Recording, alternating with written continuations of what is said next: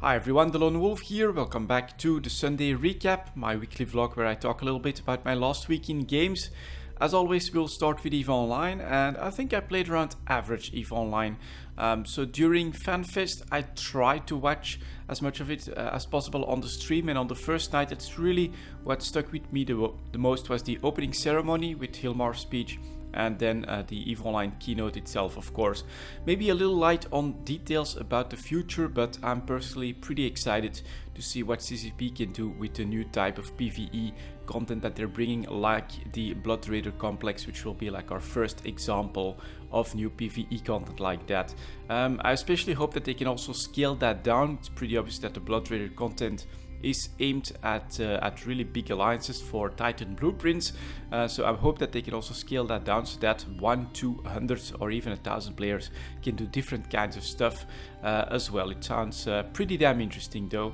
Maybe we'll try to sneak into the first Blood Raider complex that gets found, if that gets broadcasted or anything like that. Other than that, you know, I did go to Solitude, but I was probably not online at the right times. I never really noticed anything around the Kiyonoke storyline, so I did a little bit of exploration there. I felt pretty lucky. I found a couple of 3 out of 10s there and a few vigils as well, which treated me pretty decently in drops, like 100 million here, 100 million there. Definitely not bad at all. And for the rest, I did keep up with running the PI, of course. You can do that from anywhere. And just before I went to Solitude and right after I went to Solitude, I did, of course, keep running with the blueprint copy business, which is still doing decently well. It's still making me a nice chunk of ISK pretty much all the time. So yeah, I'm looking forward to the future, of course, the new updates for CCP, and I'll probably make a separate video to discuss some of my thoughts after FanFest, and maybe after I catch up with a little more of it as it comes out on YouTube. Next up we have Diablo 3, so I played a decent amount of Diablo 3, I still had a little bit of grinding left to do to complete Season 10, and I managed to do that. So basically I started the previous weekend when Season 10 started, and by now my monk has the full 6-piece set and has the rewards for Season 10, which I think is like a banner, portrait frame, and something else. I'm not exactly sure what it is. But I must say I'm really surprised at how fun the 6-set bonus is that you get for the monk, with like 5 of your mystic allies running around, and then the boots that one of the viewers said I should definitely look into, that doubles the amount of mystic allies you have, which just dropped all of a sudden. That was really awesome. Now you have this army. Your damage is boosted by 125% per mystic ally, so that's doubled as well by those boots, which I put in Kenai's cube, of course, and you feel really powerful, and this is actually a fun little build. So the monk itself is my least favorite class. I'm not exactly sure how to explain that, but I guess I just have such an affinity for ranged classes. I prefer to be that glass cannon that can mow mobs down from range, that the monk feels like he also has a little bit less damage than, let's say, a barbarian that can really focus on some AoE slams and things like that. It's my least favorite class, but this set is super fun, and so it was totally worth it to grind out the monk and get that set. Now, what I can see myself doing here is try a different cool build than what I was doing. I was focused fully on damage just to get through everything as quickly as possible. That worked out decently well. A couple of deaths on one of the key wardens, but other than that, not really any major problems.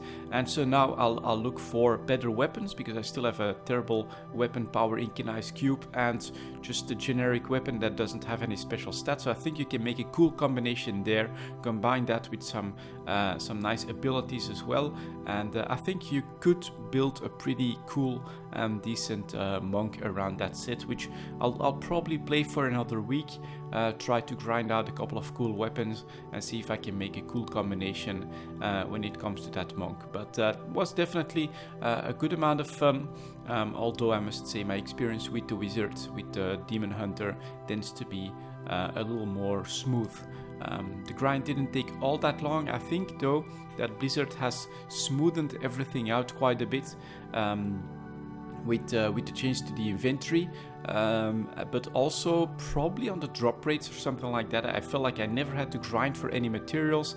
If there was one thing that was a little bit a bottleneck, it was actually gold, which well, after you're level 70 basically solves itself. So there we go, season 10 has been completed already. I'm gonna play a little bit more, but after that I actually think we're gonna jump into the Stellaris expansion. And finally, we also have a little bit of Banished. That was mostly in the first part of the week because I was waiting for FanFest and I couldn't grind for hours on end in Diablo every single day. So I got into a little bit more Banished. I got a surprisingly good amount of trades when it comes to stone. So I managed to really up the production of my stone roads, get some more housing, but it's a little bit more tricky, I gotta say. The 12 by 13 pattern basically becomes a no-brain pattern. As long as you can extend it, all you have to do is make a housing unit, surround that with fields and food production, and then on the edges you build your production buildings like wood choppers, hospitals, schools, things like that. It's a very easy pattern that extends almost indefinitely without having to do any planning.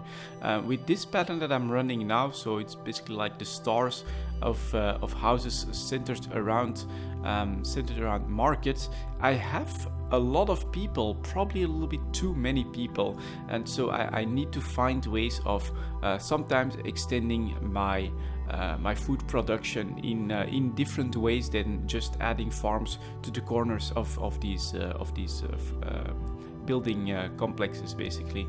So it's a little bit more tricky, but I do think that it looks really cool.